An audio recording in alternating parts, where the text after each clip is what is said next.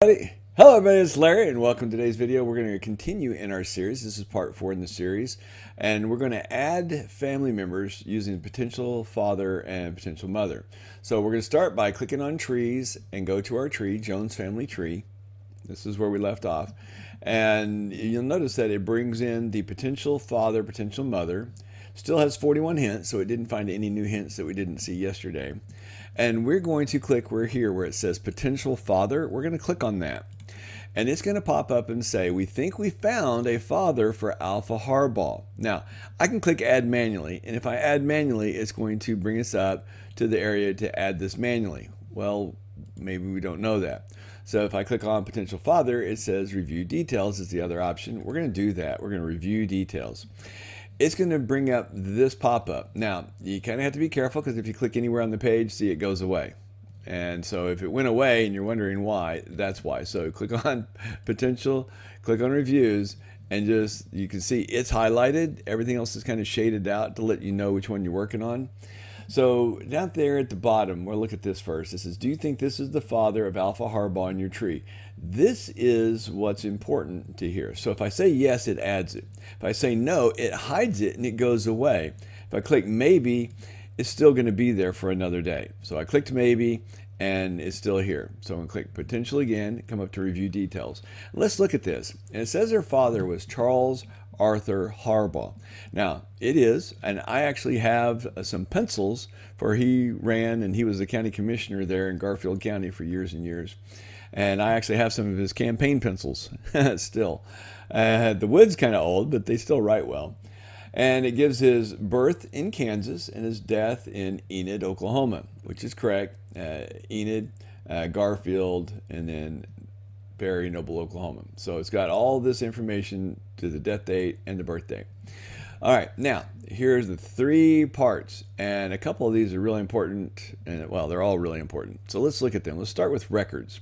Now, with records, this is going to tell you, did the person who researched this do some due diligence, or is this just one of those added on? Now, they could have just added it in and added in this information. That is potential, but we're going to look and see what gets added in when we do it. So you're just kind of going to know. It says his birth year was 1887. All right. And censuses occur every 10 years. Well, looky here. We see the 1880 census. This is his first census. And then all the 1890 ones were burned. So the 1900 one, it's right here. 1910, 1920, 1930, 1940. We also see a find a grave. So this probably has his tombstone. Social Security number, World War I draft registration, and marriage records. This looks to be pretty thoroughly researched. Now, before we go just jumping into it, we look here, there are no photos. So if we expand this, there's no photos with this. But the family, every time you should always open the family. If you're doing a review for a potential father or potential mother, always, always, always open this family. And the reason will become more apparent later if we see some multiple marriages, deaths in the family of this nature. But this is where you get to kind of review and see if it matches your information. So my grandmother was Alpha Hardball. We knew she was born in 1907. Well, looky here. We have Alpha Hardball, born in 1907. And Alpha is a very unique name. So we have the same, birth year. And I do know that she died in 1985. I didn't add it, but I knew it. So we have that. And I know my grandmother was a twin and that her twin died when she was in college. Well, looky here. There's Alta, also born in 1907. And at age 21, it looks like 22 here, but the birthdays. They were in college at the University of Oklahoma in Norman. And she died. She got the flu and from that pneumonia and died. This is my Uncle Russell, my Aunt Burl. I know these names. I know that this is the right family. And plus, before, remember we'd seen the documentation. So this is definitely going to be the father for my grandmother. Now, I didn't add it in at this point, but you could have gone back and added in the stuff for Alpha that it gave us from this. Now, again, we showed that anywhere in here you can click and it'll take you back to the tree. But this time we're going to go ahead and click View Profile. And we want to see what exactly it brought in. Because remember, it had all those documents. So what did it bring over to us? Now, we don't have the sourcing. The sourcing did not come over. Ancestry, wish it did, because that's kind of an important part, especially if you show it to us. But it doesn't bring in the sourcing, but it does give you hints for those things. And it does show the one child who is in my tree, Alpha Harbaugh, as here. Because remember, we connected this person to Alpha, and it did not bring in the rest of the family. Now, I can kind of understand that, and there's some reasons for that, especially if there's remarriages, but I do wish it would have brought in the source citations. So, remember we said that other one had a marriage record? Well, that's one of the hints right here. So you can just add that in.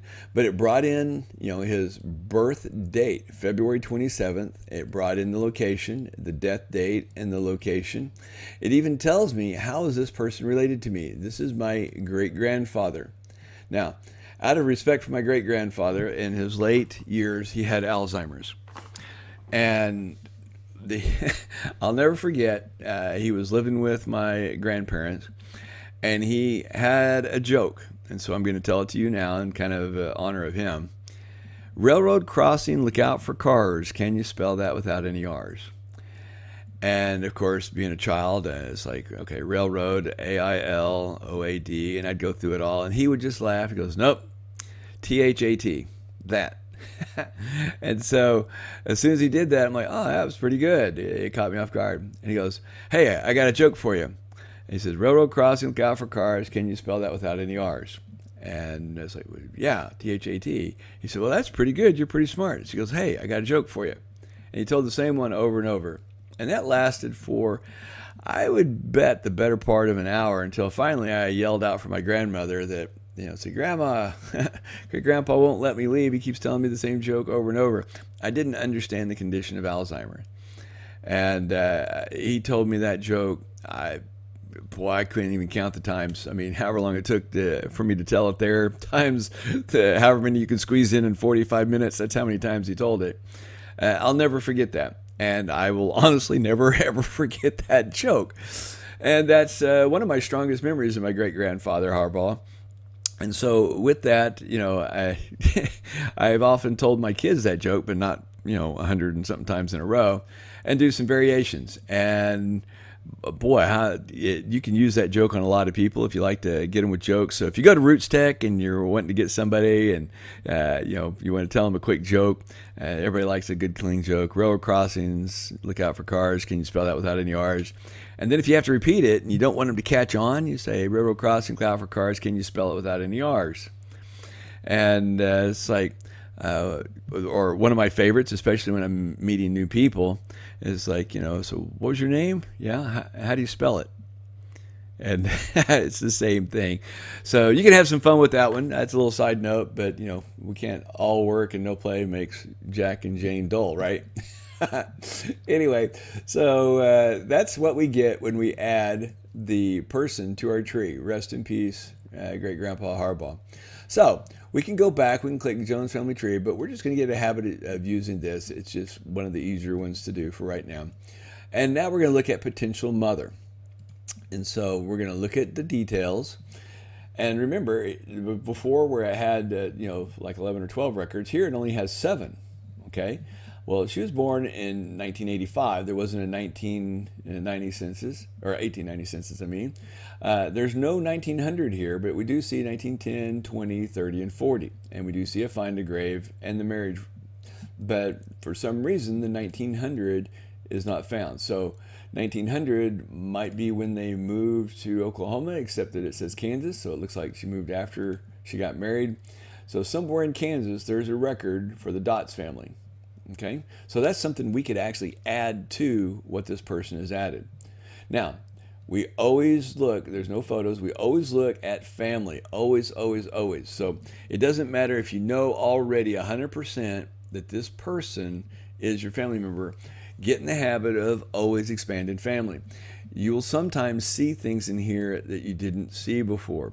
And one thing that, I didn't know was infant Harbaugh, born 1915, died 1915, was born dead. My grandmother told me about her twin sister. She never told me about this. Now, she would have been 8 years old, certainly old enough to understand and definitely, be a part of the grief process that was going on there. So I never knew about this. And so that's interesting information. But always look, it could be different. You might find different names, different spellings. You might even find additional family members. And so always, always, always, if you remember one thing about the potential mother and father when you add, the one thing would be always expand records to see if it's well sourced, and always expand family to see if it is your family and if there's something else. So we're going to click yes and add her to the tree. And this time we're just going to click out in the page, because remember I said you could click anywhere out here. Click out in the page. And now we've added Lula and Dots.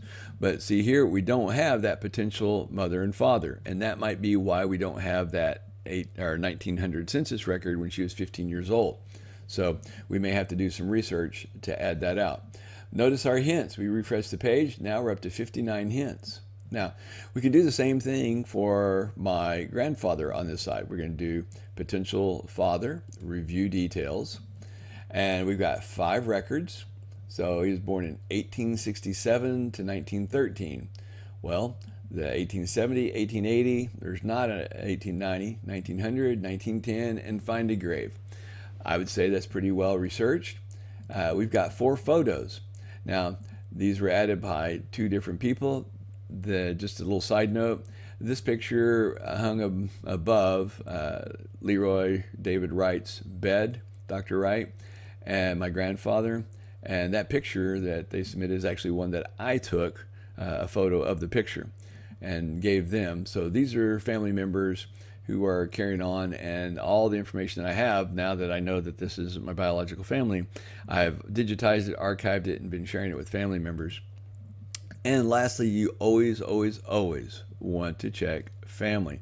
Now looky here, unknown spouse, Irie I. Wright. Now, this is actually Ine, because Ina kind of went by that as a name. Ina Izetta and Irie I. This is Izetta. 1899, unknown spouse. So this just basically tells me somebody was doing a tree, and that person was unable to make this connection to this person. But I know that they connect. So this is something that, if you know this information because of, your family and you're doing it, you can reach out to the person, find the person that has this tree. You can actually reach out to them through the Ancestry messaging system, which we'll talk about at a later time, and update them with that information. Let them know that, this Irie I is Ina Izetta, and they'll be able to match, the birth year and actually tell that. So we have Loretta Etta Smith is the wife of Robert B. Wright, and this lists the children. I know this. This is Leroy David, 1910, right here at the 1993. Again, I knew the death date, but it didn't add it. I wanted you to see that it was able to find that information. So if we hadn't known his death date, we would be able to pull this information here and add it to Leroy David Wright. So we know this is the right family member from what we already know. So we're going to say yes, and we're going to add it. We're not going to do profile. We're just going to click out. And it brought in potential mother and father for them.